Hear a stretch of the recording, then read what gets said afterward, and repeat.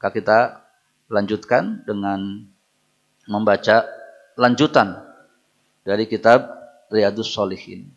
Ini sepertinya nyerelek waktu karena subuh kita lebih siang ya. Jadi kalau nanti mepet ke jam 6 bukan berarti ceramahnya lebih panjang, tapi karena subuh kita yang lebih siang. Baik, kita lanjutkan dengan kitab Riyadhus Shalihin. Masih ingat yang lalu terakhir? Tentang hadis Jibril. Ya, tentang hadis Jibril yang mendatangi Nabi SAW dalam wujud manusia biasa, kemudian menyampaikan 4 hal. Yang pertama, rukun Islam. Yang kedua, rukun iman. Yang ketiga, ihsan. Yang keempat, hari kiamat. Ya, hari kiamat yang ditanyakan kepada Nabi SAW, kemudian beliau jawab, ya tidak tahu. Ya, tapi ciri-cirinya tahu. Sudah terlewati hadis berikutnya.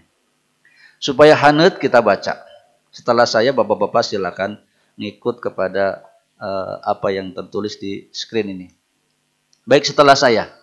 An Abi Dzarrin, silakan.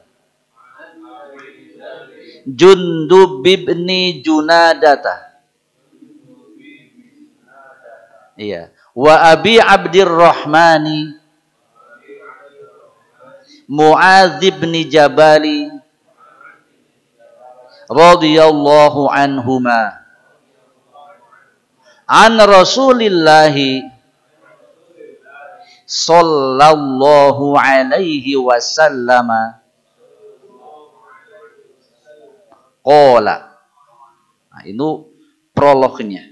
Nah, ini sanad ya. Hadis ini berasal dari Abu Dzar dan Mu'adz ibn Jabal radhiyallahu anhum. Baru isi hadis. Ittaqillaha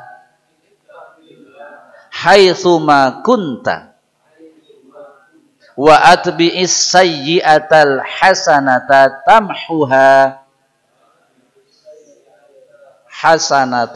tamhuha wa khaliqin nasa bi khuluqin hasanin.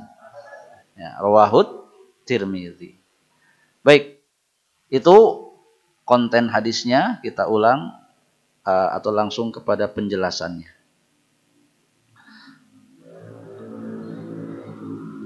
Hadis ini berasal dari Abu Dzar Al-Ghifari. Ya, nama beliau Jundub bin Junadah. Kita kenal Abu Dzar Al-Ghifari. Orang yang masuk Islam karena pemahaman. Ya. Jadi Jundub bin Junadah itu dari suku Ghifar. Suku Ghifar ini adalah di antara perjalanan Madinah ke negeri Syam. Dan terkenal sebagai kampung yang di situ adalah perampok.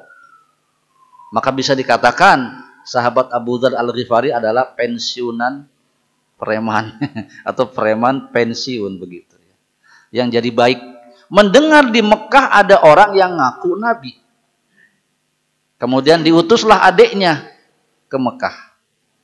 Ya. Setelah itu adiknya pulang membawa kabar Abu Dzar Al-Ghifari radhiyallahu anhu tidak puas, maka berangkat sendiri beliau ke Mekah dengan berbagai macam liku-likunya. Pokok nama beriman kepada Nabi SAW. Dan dengan kekuatannya, beliau berikrar di hadapan orang-orang Quraisy di Ka'bah tentang syahadatnya. Atau ditenggelan. Ya. Dipukulin sampai hampir mati. Kalau tidak datang Abbas, paman Nabi SAW yang menyelamatkan, mungkin mati juga. Abbas datang, mengatakan kepada kaumnya, kalian mukulin orang dari suku Ghifar. Ini jalur kita berdagang. Bahaya loh, ya, mudahnya begitu. Ya. Sehingga Abu Dzar Al-Ghifari diselamatkan. Pulanglah beliau dan berikutnya menjadi sahabat Nabi SAW yang mulia. Jundub bin Junadah nama beliau. Tayyib. Apa isi hadisnya? Rasulullah SAW berpesan, ittaqillah. Ya, ittaqillah. Yang belajar bahasa Arab namanya fi'il amr. Fi'il amr itu hanya dua memulainya antara i dan u. Ya, ittaqillah. Bertakwalah kepada Allah haitsu ma kunta. Dimanapun engkau berada. Ya. Bertakwa kepada Allah mudahnya menjadi orang baik, ya, sesuai dengan aturan Islam. Itu mesti di mana saja. Kalau kita di masjid seperti ini, wajar lah ya, potongan soleh begitu, stylenya style kiai ya. Bahkan kadang-kadang ada orang yang tidak soleh datang ke masjid, penampilannya lebih nampak orang soleh. Itu biasa. Nah, yang diinginkan secara batin, secara lahiriah, dimanapun kita berada, kita bertakwa kepada Allah. Karena apa? Innallaha la yakhfa alaihi syai'un fil ardi wala fis sama'. Bagi Allah itu tidak ada satupun yang tersembunyi baik di langit maupun di bumi. Jadi dimanapun berada, kalau kita tidak takwa atau mengurangi ketakwaan, Allah tahu dan tentu mengurangi kebaikan kita di sisi Allah Subhanahu wa Ta'ala. Tentang takwa panjang lebar, intinya begitu. Mari jadi orang yang beriman, beramal soleh dimanapun kita berada. Sampai pun nanti kita berangkat ke langit, di sana tetap menjadi orang yang beriman dan bertakwa. Seperti itu. Dan firman Allah yang lain, Inna rabbaka labil mirsad. Sungguh Tuhanmu benar-benar mengawasi. Ya, karena dengan pengawasan Allah inilah, ketika hadis yang kemarin yang diinginkan adalah kalimat ihsan. Di mana apa? Anta'budallaha ka'annaka tarahu. Engkau beribadah kepada Allah seperti melihat Allah. Fa illam takun tarahu fa innahu yaraka. Apabila engkau tidak bisa melihat Allah atau sekedar menghadirkan perasaan kita melihat Allah, maka yakinlah bahwa Allah yang melihat kita. Baik, itu poin pertama. Poin kedua, singkat saja, wa atbi'is sayyi'atal hasanata tamhuha. Ikutilah, ya, kata wattabi wa ittiba sama, itu fi'il amr, kata perintah. Berikutnya muncul istilah ittiba. Namun ittiba deh, ngikut, mencocoki, ya. Ikutilah, sertailah, iringilah as-sayyi'ata, perbuatan buruk, dengan al-hasanata, yaitu perbuatan baik, tamhuha, setelahnya. Tapi hadirin hormati dan dimulakan oleh Allah Subhanahu wa Ta'ala, kita manusia, siapapun kita, termasuk saya di sini yang qadarullah berperan sebagai penyampai, ya. Bukan ustadz juga, Pak, ya. Menyampaikan saja atas yang diketahui, dibaca dulu, disampaikan, ya. Ini sangat besar punya peluang salah. Kenapa? Karena dari sananya begitu. Kata Nabi SAW, kullu ibnu Adam khotta'un. Sepanjang kita teh anak Adam, keturunan Adam, berpotensi berbuat kesalahan. Siapapun dia. Ya. Hanya sebagian mah tidak tahu. Ya. Nah, kalau tahu mah bahaya, Bapak-bapak. Tahu banyak kesalahan saya, nggak ada yang mau ngariung di sini. Ya. Naon cenah ustaz teh kitu. Seperti itu ya. Tapi intinya begitu. Setiap kita punya peluang berbuat salah. Tetapi perbuatan baik berikutnya adalah wa khairul khatta'ina at-tawwabun.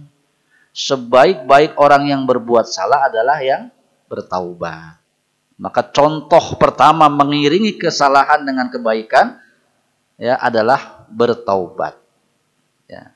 Maka enggak apa-apa. Nanti datang firman Allah Subhanahu wa Ta'ala tentang orang yang bertobat hari ini, besok buat lagi, tobat lagi, buat lagi, ya silakan saja. Ya. Begitu. Intinya setiap kesalahan iringi dengan taubat. Maka banyak ibadah-ibadah kita, bahkan yang nampaknya tidak ada kesalahan, tetap disuruh taubat, Pak. Assalamualaikum, assalamualaikum, astagfirullah. Itu kan habis sholat. Ya.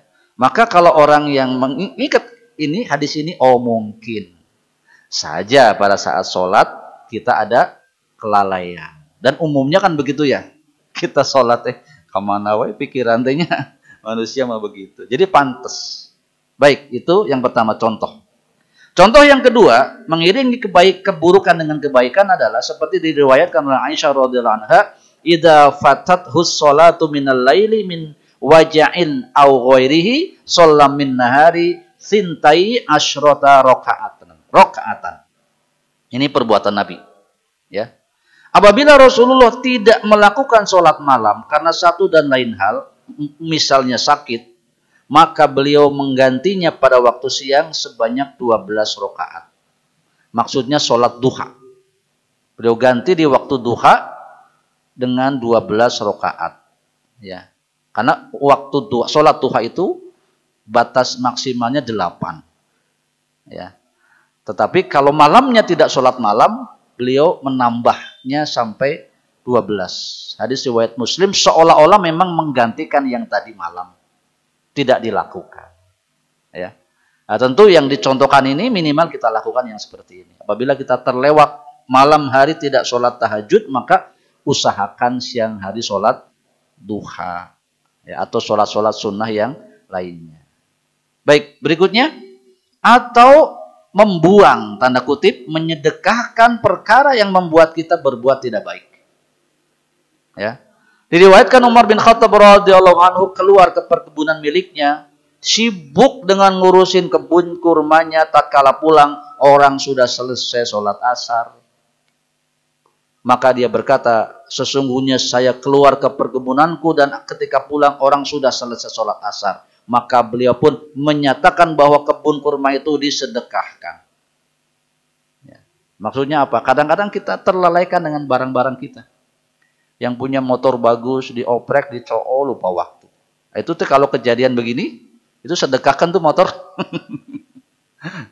Ya bukan begitu juga ya. Maksudnya ingat-ingat, ini ada perbuatan seperti ini diriwayatkan dari Umar bin Khattab radhiyallahu anhu. Ya mohon maaf ya.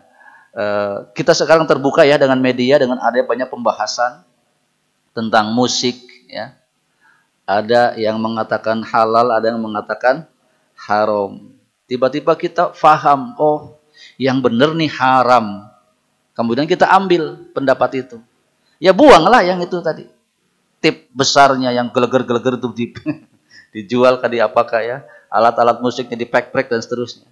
Nah, itu mengganti perbuatan buruk dengan perbuatan baik. Ya, atau terlalu boros, maka setelahnya kita banyak bersedekah. Baik hadirin yang saya hormati dan dimuliakan oleh Allah Subhanahu wa taala, atau bernazar untuk berbuat baik. Imam Az-Zahabi rahimahullah mengisahkan seorang ulama bernama Abdullah bin Wahab rahimahullah pernah berkata, saya setiap kali menggibah suka bernazar. Ya. Setiap kali menggibah saya mau puasa. Maka betul beliau lakukan dan kata beliau ini benar-benar membuat payah. Makanya nazar itu tidak dianjurkan banyak-banyak bernazar. Ya. Tapi pernah dilakukan. Maksudnya untuk mencegah dia berbuat buruk berikutnya bernazar. Jadi kan sieun. Nanti kalau saya menggunjing puasa juga. Ya. Dan beban puasa kalau memang ada puasa-puasa lain yang biasa dilakukan. Makanya bisa mengatakan seperti itu. Ya. Setiap saya, karena sudah paham juga Pak ya, merokok itu tidak boleh. Minimal oleh pemerintah kan. Pemerintah mengatakan merokok membunuhmu kan. Wah saya nggak lagi mau merokok.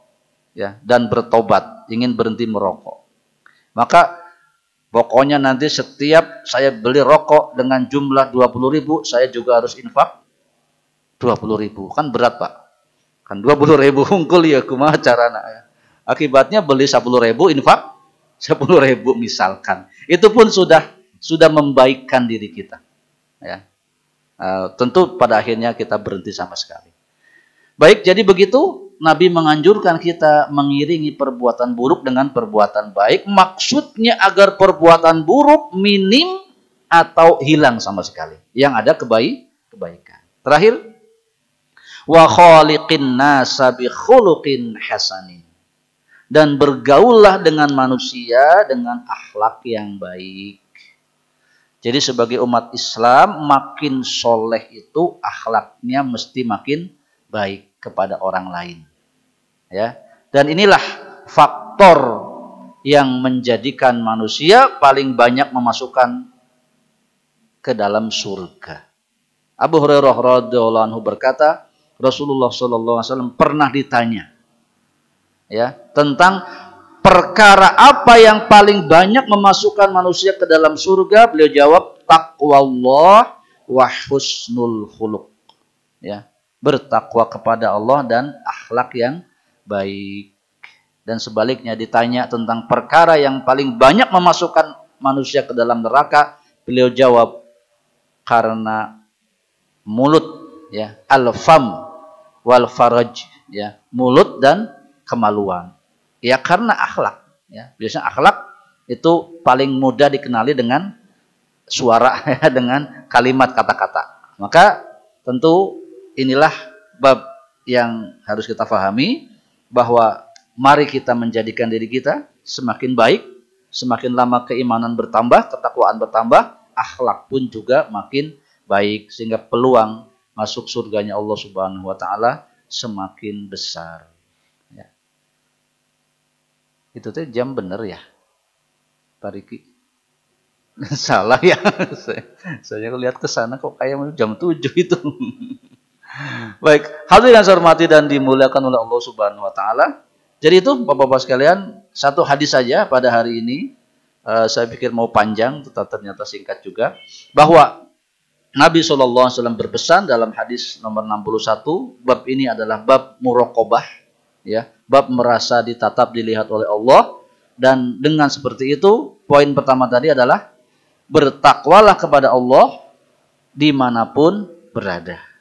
Kemudian iringi perbuatan buruk atau dosa dengan perbuatan baik, tadi sudah dijelaskan. Yang terakhir, bertakwa kepada Allah dan berakhlak yang baik. Baik, semoga kita dimudahkan untuk menjalankan semuanya, dan kita semua semoga kita kelak betul-betul dikumpulkan di surganya Allah Subhanahu wa taala. Demikian, kurang lebihnya saya mohon maaf yang sebesar-besarnya. Subhanakallahumma wa bihamdika asyhadu an la ilaha illa anta astaghfiruka wa atubu ilaik. Assalamualaikum warahmatullahi wabarakatuh.